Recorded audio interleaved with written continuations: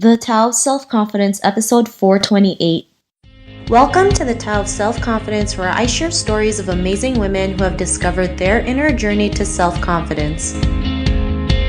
Visit our website at thetaoofselfconfidence.com. Your inner journey to self-confidence awaits.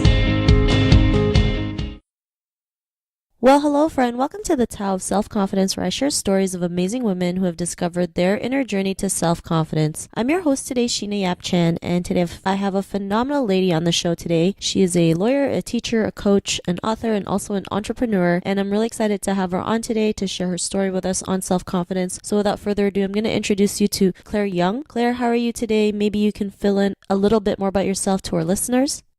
Hi, Sheena. I'm doing very well. And thanks so much for inviting me on your podcast. So just a little about me. I have been a lawyer for 28 years. In 2012, I had a health crisis that made me basically reassess my life's path and my career. And so in 2012, I actually walked away from my six-figure income job as a lawyer and decided to focus on regaining my health. And that was probably the best decision I ever made in my life. So since then, I have now become a coach, and I also teach. I teach law at a post-secondary institution in British Columbia, and I'm just, I guess for lack of a better term, I'm living the dream.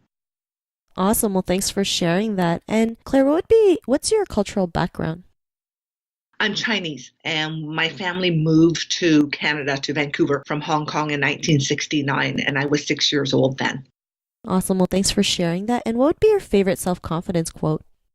And this is going to sound crazy, but I'm a huge Star Wars fan, so it's do or do not. There is no try. And Yoda says that in like the Empire Strikes Back episode. Awesome. Well, I think that's a great quote, and thanks for sharing that. And in your own words, how would you define self-confidence? Probably just being able to live your life the way you want to. So being able to live your life in a way that's meaningful and purposeful to you, and without worrying about how others are going to judge you as to, your life choices and what you want to do with your life. And I think the biggest thing is to be able to be confident in doing something that you are deeply passionate about, because I think that's what lifts us up and that's what makes us more confident as people and as women. Awesome. Well, thanks for sharing that great definition. And Claire, what was your life like before your discovery of self-confidence?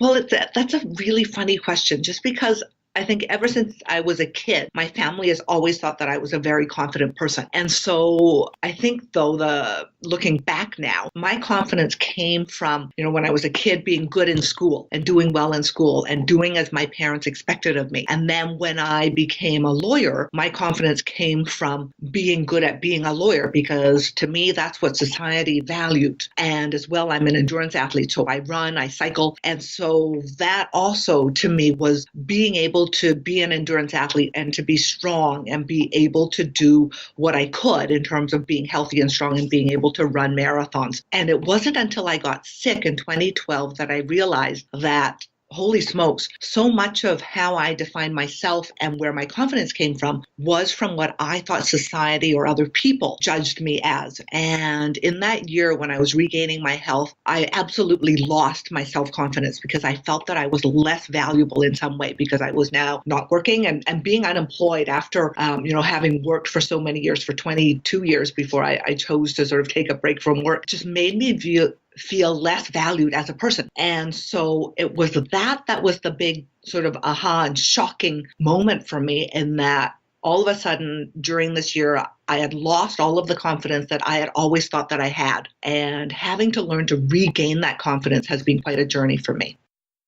Thanks for sharing that. And sometimes it, takes, situations where we fall down, but it's getting back up that makes it all worthwhile. And, was there a moment in your life when you realized your self-worth, when you realized that, it didn't matter if you had a job or not, you were still, confident enough to go out there and do what you love? What was like that real aha moment?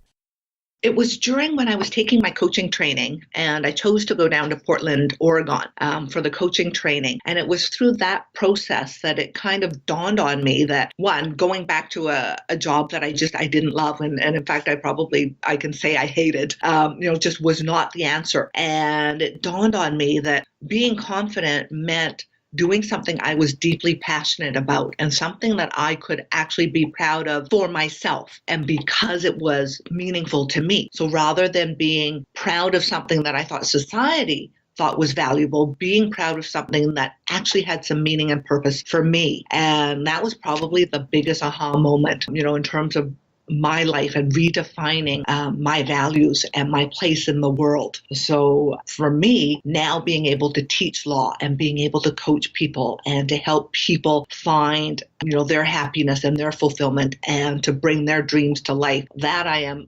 unbelievably passionate about. And the confidence for me has come back because I've been able to find something I'm passionate about. Awesome. Well, thanks for sharing that. And, because of that realization, what's your life been like now?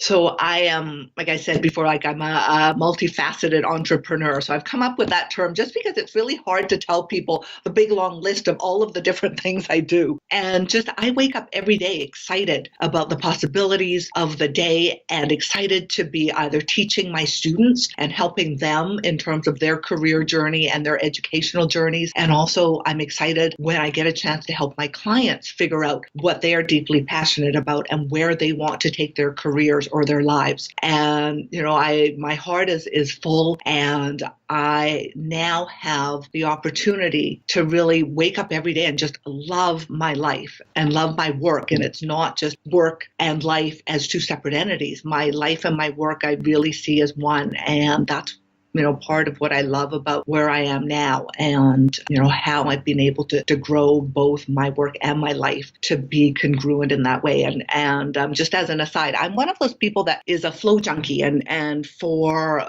those of you who don't know what flow is, it's that wonderful place where you are pushing yourself to your limits, to the edges of your limits, but yet you feel like you are still at peace with the universe.